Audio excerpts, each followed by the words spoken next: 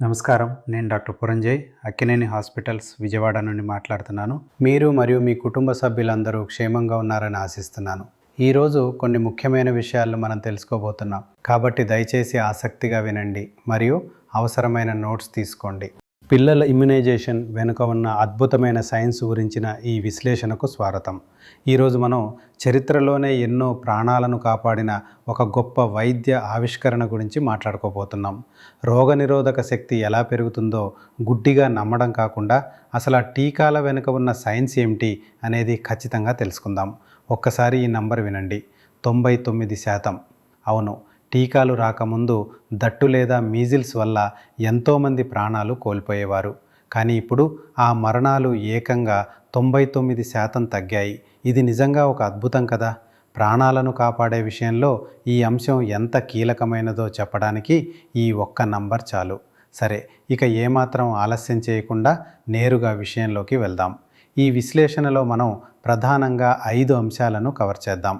ముందుగా మన కణాల స్థాయిలో టీకాలు ఎలా పనిచేస్తాయి, ఆ తర్వాత ఉన్న 4 రకాల టీకాలు ఏమిటి, భారతదేశ ఇమ్యునైజేషన్ స్కెడ్యూల్ ఎలా ఉంటుంది, హర్డ్ ఇమ్యూనిటీ లేదా సమామోహిక రోగనిరోధక శక్తి అంటే ఏమిటి, మరియు చివరగా సమాజంలో టీకాలపై ఉన్న కొన్ని అపోహలు, వాటి వెనుక ఉన్న వాస్తవాలు ఏమిటి అనేది స్పష్టంగా తెలుసుకుందాం. మొదటి విభాగానికి వద్దాం. అసలు వ్యాక్సిన్ వేసినప్పుడు మన శరీరంలో ఏం జరుగుతుంది, ఆ అద్భుతాన్ని అర్థం చేసుకోవడానికి ఒకసారి మైక్రోస్కోపిక్ లెవెల్లోకి అంటే సూక్ష్మ స్థాయిలోకి వెళ్ళి చూద్దాం. ఈ మొత్తం ప్రక్రియను మనం ఒక సైనిక చర్యతో పోల్చవచ్చు. ఒక వ్యాధికారక క్రిమి శరీరంలోకి ప్రవేశించగానే స్టెప్ 1 మొదలవుతుంది. మన సహజ రోగనిరోధక వ్యవస్థ అంటే ఫస్ట్ రెస్పాండర్స్ అన్నమాట. వెంటనే కొన్ని గంటల్లోనే రంగంలోకి దిగుతాయి. కానీ ఇవి నిర్దిష్టమైనవి కావు. ఇక స్టెప్ 2లో అడాప్టివ్ రెస్పాన్స్ మొదలవుతుంది. ఇవి స్పెషల్ ఫోర్సెస్ లాంటివి. ఇవి తయారవడానికి 7 నుండి 14 రోజులు పడుతుంది. ఇక్కడే మన శరీరంలో కమాండో లాంటి టీ మరియు బి కణాలు తయారవుతాయి. ఇక అత్యంత కీలకమైన స్టెప్ 3 విషయానికి వస్తే, పోరాటం ముగిశాక కొన్ని కణాలు మెమరీ సెల్స్ లాగా ఉండిపోతాయి. అంటే ఎన్నో యుద్ధాలు చూసిన అనుభవజ్ఞులైన సైనికుల్లాగా. ఇవి శరీరంలో ఏళ్ల తరబడి కాపలా కాస్తాయి. భవిష్యత్తులో మళ్ళీ అదే వ్యాధి వస్తే వెంటనే గుర్తించి నాశనం చేస్తాయి. టీకాలు చేసేది సరిగ్గా ఇదే. వ్యాధి రాకుండానే ఒక సురక్షితమైన యాంటీజెన్ను పంపి ఈ మెమరీ సెల్స్కు ముందే ట్రైనింగ్ ఇస్తాయన్నమాట. బేసిక్ మెకానిజం అర్థమైంది కదా. అయితే అన్ని వ్యాధికారక క్రిములు ఒకేలా ఉండవు. కాబట్టి వాటిని ఎదుర్కోవడానికి వేరువేరు శిక్షణా పద్ధతులు అవసరం. అందుకే టీకాలన్నీ ఒకేలా ఉండవు. మరి ఆ రకాలేమిటో ఇప్పుడు చూద్దాం. ఇందులో ప్రధానంగా 4 రకాలున్నాయి. లైవ్ అటెన్యూయేటెడ్ టీకాలు. ఇవి అచ్చం సహజ ఇన్ఫెక్షన్ లాగే పనిచేసి అత్యంత బలమైన రోగనిరోధక శక్తినిస్తాయి. రెండోది ఇనాక్టివేటెడ్ టీకాలు. ఇందులో చంపబడిన క్రిములను వాడుతారు. ఇవి రోగనిరోధక శక్తి తక్కువగా ఉన్న వారికి కూడా చాలా సేఫ్. ఇక మూడోది సబ్ యూనిట్ లేదా కాంజుగేట్ టీకాలు. ఇవి క్రిమికి సంబంధించిన నిర్దిష్ట ప్రోటీన్లను మాత్రమే వాడతాయి. నాలుగోది టాక్సాయిడ్ టీకాలు. ఇవి బ్యాక్టీరియా విడుదల చేసే ప్రమాదకరమైన టాక్సిన్స్ను టార్గెట్ చేస్తాయి. భద్రత, సామర్థ్యం ఈ రెండింటి ఆధారంగా ఈ టీకాలను ఎంత అద్భుతంగా డిజైన్ చేశారో కదా. ఇక్కడ నిజంగా ఒక ఆసక్తికరమైన విషయం ఏంటంటే, 2 సంవత్సరాల కంటే తక్కువ వయసున్న పసిపిల్లల ఇమ్యూన్ సిస్టమ్ బ్యాక్టీరియా చుట్టూ ఉండే పాలీసాకరైడ్ అనే ఒక చక్కెర పొరను అసలు గుర్తించలేదు. దానికి సొంతంగా రియాక్ట్ అవ్వలేదు కూడా. దాని పరిష్కారమే కాంజుగేట్ టీకాలు. ఇందులో ఈ పాలీసాకరైడ్ యాంటీజెన్ను ఒక ప్రోటీన్ క్యారియర్కు లింక్ చేస్తారు. ఈ అద్భుతమైన బయాలజికల్ ఇంజనీరింగ్ వల్లే పసిపిల్లల శరీరం కూడా వ్యాధులకు వ్యతిరేకంగా బలంగా పోరాడగలుగుతుంది. సరే, ఇప్పటి వరకు సెల్స్ స్థాయిలో ఏం జరుగుతుందో చూసాం. ఇప్పుడు దీన్ని ప్రాక్టికల్గా ఎలా అమలు చేస్తారో చూద్దాం. మన భారతదేశ జాతీయ మార్గదర్శకాల ప్రకారం ఈ టీకాలను ఏ వయసులో ఎలా ఇస్తారో తెలుసుకుందాం. మన జాతీయ స్కెడ్యూల్ ప్రకారం పుట్టిన వెంటనే తీవ్రమైన క్షయవ్యాధిని అరికట్టే BCG, అలాగే హెపటైటిస్ B మరియు OPV ఇస్తారు.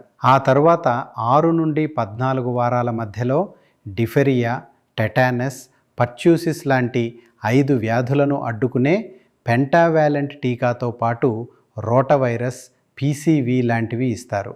ఇక 9 నుండి 12 నెలల వయసు రాగానే MMR1, అలాగే కొన్ని ప్రాంతాల్లో అయితే JE టీకా కూడా ఇస్తారు. ఆ తర్వాత 16 నుండి 24 నెలల మధ్యలో ఒక్కసారి మరియు మళ్ళీ 5 నుండి 6 ఏళ్ల వయసులో DPT మరియు OPV బూస్టర్ డోసెస్ ఇస్తారు. వినడానికి ఎన్నో సంక్లిష్టమైన మెడికల్ పేర్లు ఉన్నప్పటికీ ఇలా ఒక ఖచ్చితమైన టైం లైన్ను ఫాలో అవ్వడం వల్ల ఏ దశలో ఏ టీకా ఇవ్వాలో తల్లిదండ్రులకు చాలా సులభంగా అర్థమవుతుంది.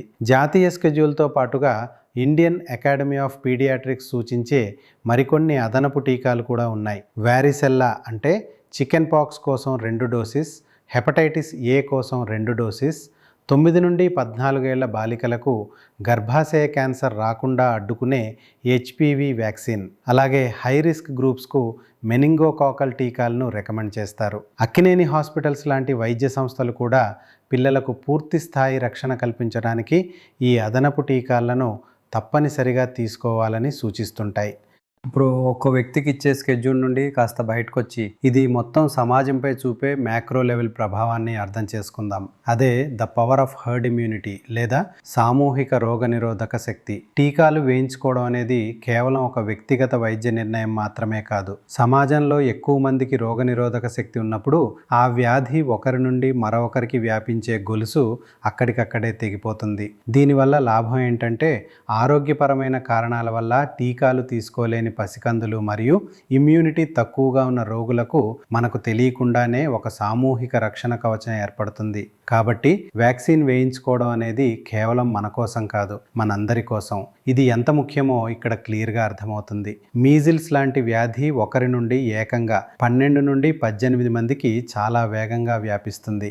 అంటే ఆ వ్యాధిని అడ్డుకోవాలంటే సమాజంలో దాదాపు 95% మందికి ఇమ్యూనిటీ ఉండాలి.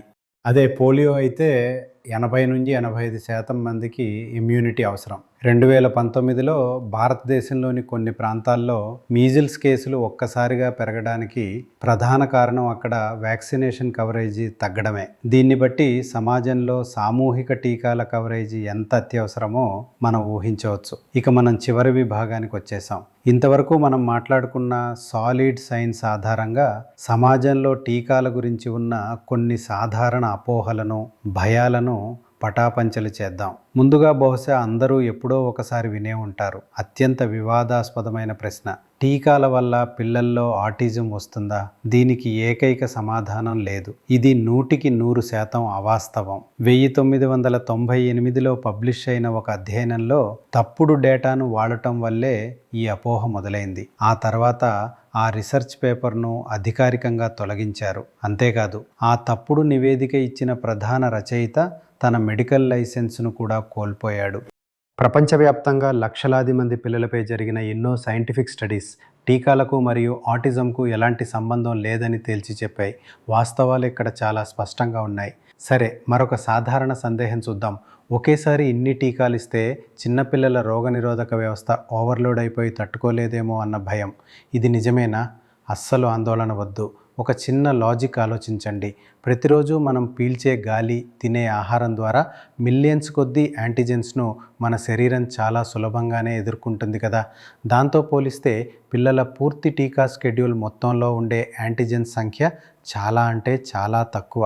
మన రోజువారీ లైఫ్తో పోలిస్తే ఇది ఒక చిన్న డ్రాప్ లాంటిది. కాబట్టి ఒకే సమయంలో బహుళ టీకాలను తీసుకోవడం అనేది బయోలాజికల్గా పూర్తిగా సురక్షితం.